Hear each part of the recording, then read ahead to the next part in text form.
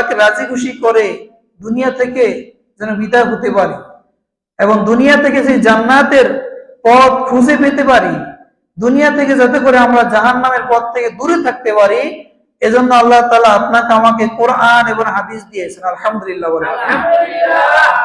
এখন এই কোরআন হাদিস যদি আল্লাহর হুকুম রাসূলের সুন্নাত যদি কারো ভালো না লাগে, তাহলে তাদের কি করা উচিত? তারা দুনিয়া থেকে বের হয়ে যাক। পারবে না? দুনিয়া থেকে বের হতে পারবে না।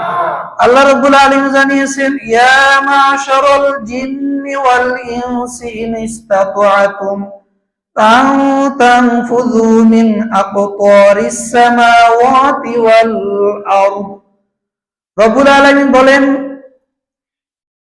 তোমাদের কাছে যদি আমার বিধানগুলো ভালো না লাগে, আমার হাদিস, আমার কোরআন, আমার আদর্শ বিশ্বনবীর সুন্নতগুলো যদি ভালো না লাগে, তাহলে তোমরা আমার এই জমিন থেকে বের হয়ে যাও, আসমান জমিন থেকে বের হয়ে যাও।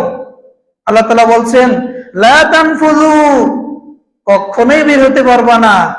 বের হওয়া সম্ভব না? বলেন, বের হওয়া সম্ভব না? আল্লাহ তাআলা বলছেন, লা তানফুযু ইল্লা বিসুলতান, কখনোই তোমরা বের হতে পারবা না, আমি রব্বুল আলামিন শক্তিশালী বাদশার হাতেই তোমরা সর্ব সময় আবদ্ধ হয়ে থাকবে। সুবহানাল্লাহ।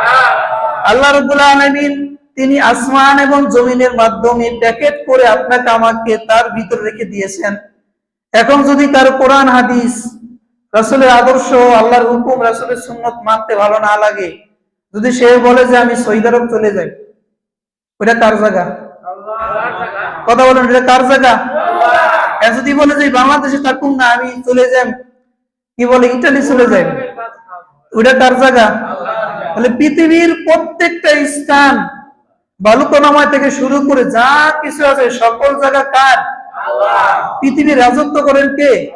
আল্লাহ তাআলা। তাহলে এই বিধানগুলো আমাদের মানতে হবে বাধ্য হয়ে। যদি আমরা কাল কিয়ামতের ময়দানে নিজের কল্যাণ চাই, কিয়ামতের ময়দানে নিজের শান্তি চাই, জান্নাত চাই, তাহলে আপনার আমার সেই কোরআনের হুকুম, সেই রাসূলের সাল্লাল্লাহু আলাইহি সাল্লামের আদর্শবান হয়ে আপনার আমার দুনিয়া থেকে বিদায় হতে হবে। অন্যথায় যদি